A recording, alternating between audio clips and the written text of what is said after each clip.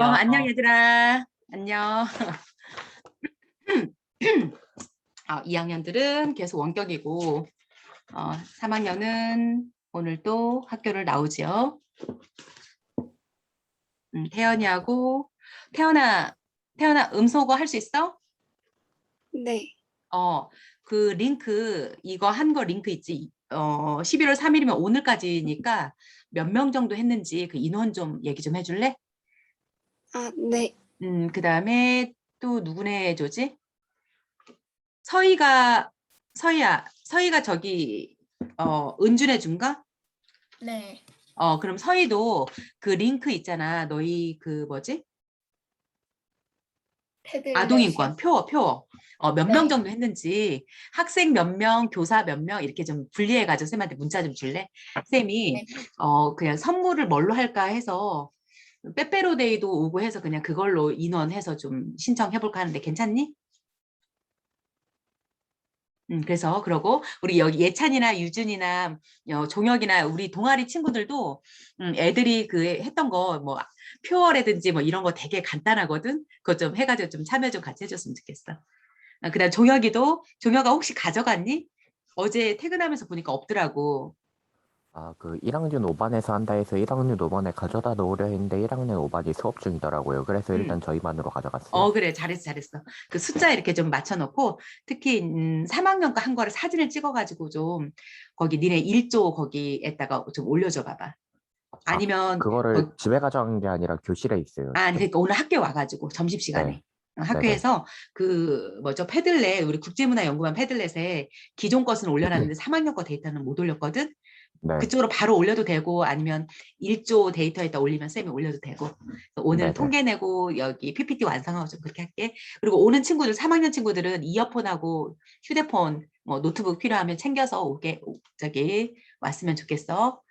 지훈이는 이따 동아리에서 쌤이 얘기를 좀 할게요. 시작하자. 오늘 진행이 그때 안 짰는데 지금 2학년, 3학년들은 학교를 등교해야 되니까 2학년 중에 진행을 좀 맡아줄게요. 저기 어제 출석한 친구가 태연이가 출석했으니까 태연이가 할게요. 154페이지 시간 도둑.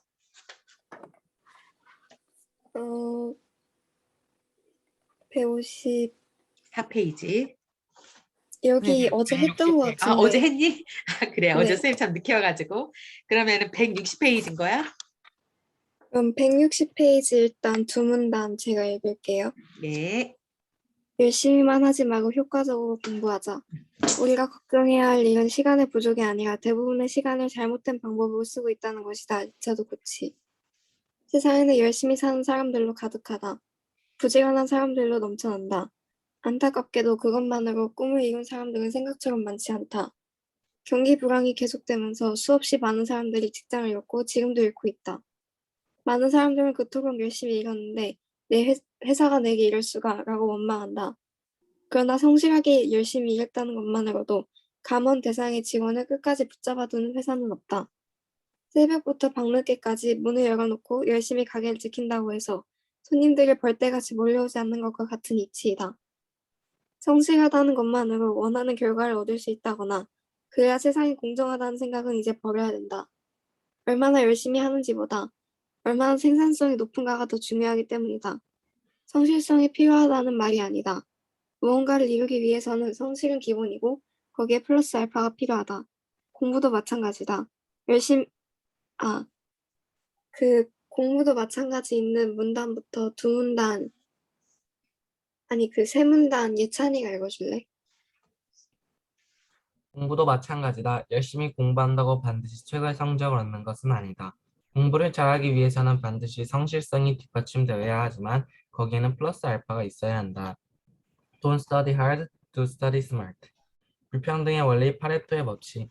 지금으로 100여 년 전 이탈리아 경제학자인 빌프레토 파레토는 영국의 부와 소득의 유형에 대한 자료를 분석하면서 소수의 국민이 대부분의 소득을 벌어들인다는 부의 불평등 현상을 발견했다. 그리고 이 현상과 관련된 매우 의미 있는 두 가지 사실을 발견했다. 하나는 전체 인구의 비중과 소수가 소유하고 있는 소득의 비중 사이에는 항상 일관된 수치가 관찰된다는 것이다. 즉 전 인구의 20%가 전체 무의 80%를 차지하고 있다는 사실이다. 그 자신도 충분했던 또 하나의 사실은 어느 나라를 조사해도 이런 불균형의 패턴이 항상 똑같이 나타나며 시대가 달라져도 변하지 않는다는 사실이다. 그럼 노력부터 거기 밑에 있는 그 20% 시간에 이뤄진다까지 지은님이 읽어주세요. 노력, 투자, 원인의 작은 부분이 성과나 산출량, 결과의 대부분을 유발하며 노력과 성과, 투자와 산출량, 원인과 결과 사이에 일정한 불균형이 존재한다는 것을 의미하기 때문에 이 법칙은 불균형의 원리, 80분의 20분의 80 법칙 등 다양한 이름으로 불린다. 후일 많은 학자들에 의해 파레토의 법칙으로 여러 가지 사회 현상을 설명할 수 있다는 사실이 확인되었다. 사회나 기업 또는 개인의 삶에서 파레토의 법칙으로 설명할 수 있는 예들은 무수히 많지만 몇 가지 예를 들면 다음과 같다. 성과의 80%는 집중에서 일한 20%의 시간에서 달성된다. 프로 운동 선수의 20%가 제외상금의 80%를 쓰라고 한다. 전제규칙 위반 사례 중 80%는 20%의 학생들이 저지른다. 인간관계의 가치 중 80%는 20%의 관계가 좌우한다. 전화통화 80%는 자주 전화하는 20%의 사람과 한다. 수업 내용의 80%를 이해하는 학생은 전체의 20%이다. 책의 핵심 내용 80%는 책의 20% 지면에 있다. 성과의 80%는 집중력을 발휘한 20% 시간에 이루어진다. 다음 두 문단은 종영님이 읽어주세요. 파레토의 법칙을 이해한다면 사회의 많은 문제들을 해결할 수 있다. 예컨대 교통정체의 80%가 전체 교차로의 20%에 일어난다는 사실을 받아들인다면 정체 현상을 빚는 20%의 교차로를 집중적으로 관리하면 교통사고를 현저하게 줄일 수 있다. 파레토의 법칙은 사회적인 문제나 기업에만 적용되는 것이 아니라 개인의 삶의 질을 높이고 공부하는 데도 적용될 수 있다. 당신은 공부에 투자하는 시간만큼 결과가 나오기를 기대한다. 그래야 공정하다고 생각한다. 그러나 파레토의 법칙에 따르면 그건 잘못된 생각이다. 시험 문제의 80%는 핵심 지식 20%로 해결된다. 우리나라의 80-20 법칙으로 번역 소개된 책의 저자 리처드 코치는 옥스퍼드 대학에 다닐 때 파레토의 법칙이 얼마나 중요한지 배우게 되었다. 연구를 거듭한 끝에 결국은 이 분야의 전문가가 되었다. 그가 신입생이었을 때 그의 지도교수는 학생들에게 이렇게 말했다.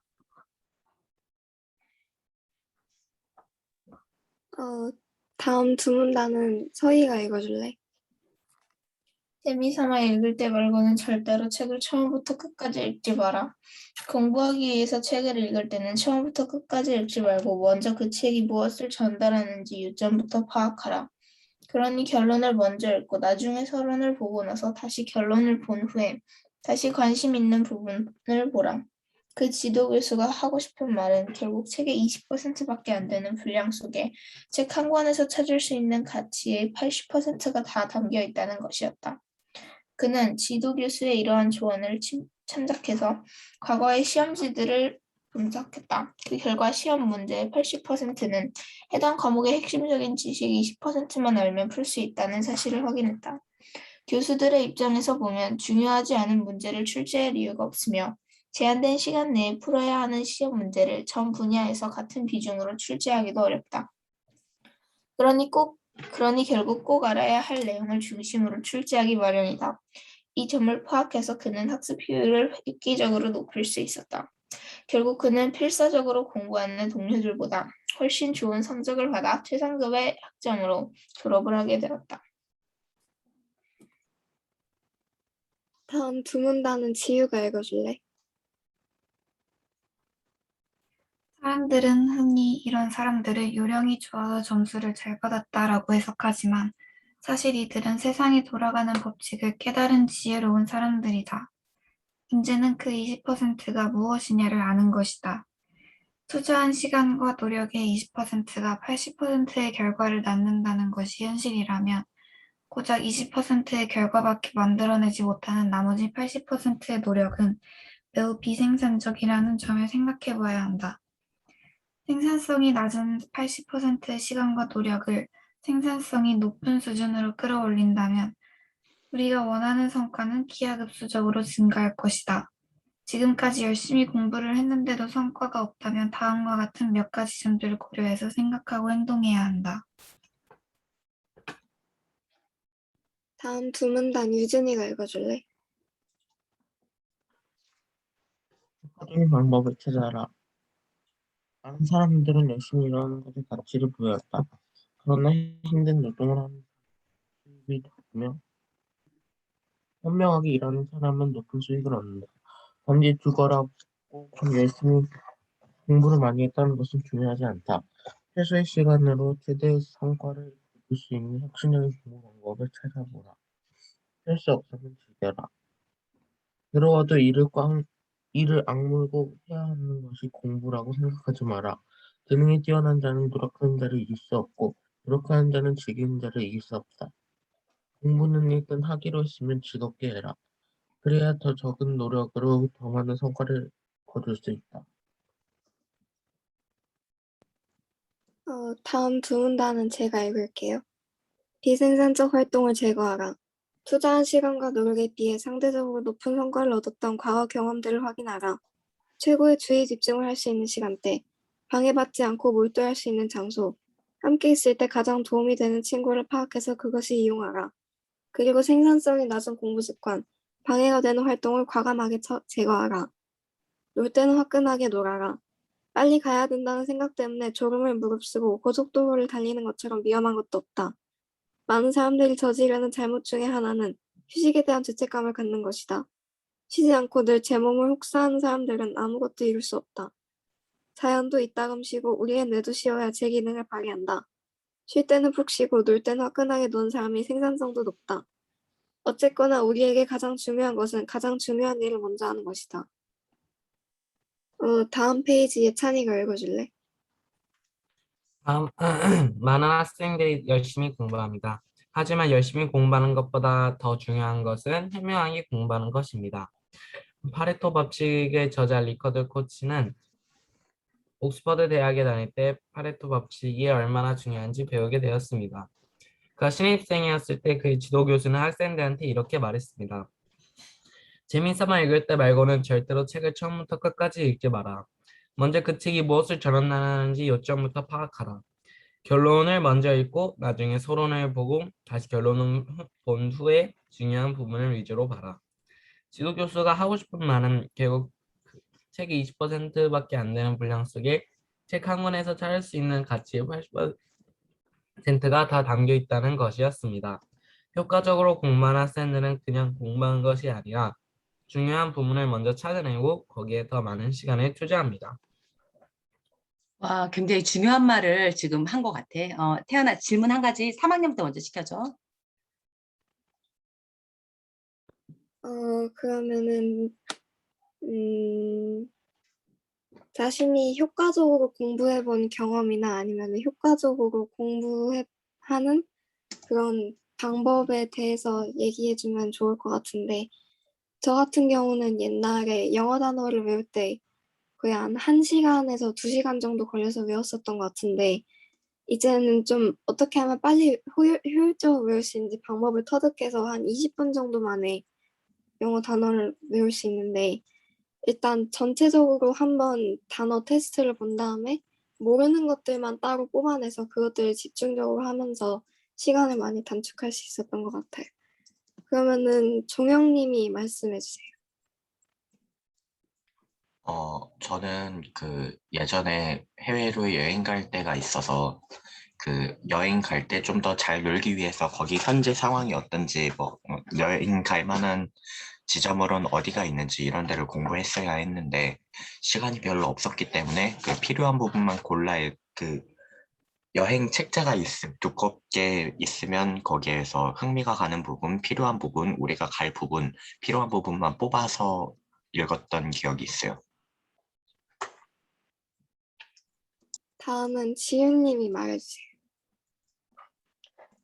저는 영어 학원에서 외우는 거나 아니면 학교에서 보는 것들을 제가 눈이 가장 많이 가는 곳에 붙여놔서 그걸 쉬는 휴식을 가질 때나 그럴 때 눈으로만 한 번씩 읽어보게 하는데 그것만으로도 많은 도움이 되는 것 같아요. 다음은 예찬이가 말해줄래? 저는 살짝 타임아웃처럼 빨리 숙제를 펼쳐놓고 빨리 집중해서 와르르 푼 다음에 그 뒤에 그러면 시간이 나오면 쉬고 만약에 좀 시간이 넘으면 그때까지 하다가 자고 아니면 시간 딱 맞추면 그냥 바로 자고 이런 식으로 해 왔어요. 다음은 서희가 말해줄래? 저는 이제 시험 공부를 할 때 맨 첫 번째로 교과서를 다 본 다음에는 계속 그 내용을 다 반복하기보다는 내가 헷갈렸던 부분 위주로만 반복을 해가지고 다른 과목 공부 시간을 늘린다거나 아니면 그 부족한 부분을 더 확실히 채울 수 있는 그런 시간으로 이용했던 적이 있어요. 다음은 지우가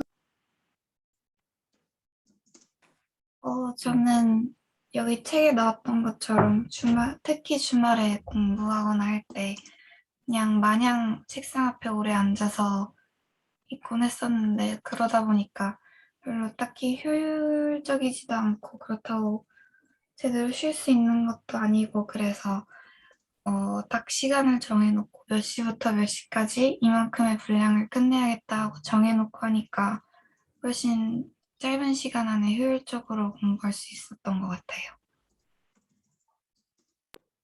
다음은 유준이가 말해줄래?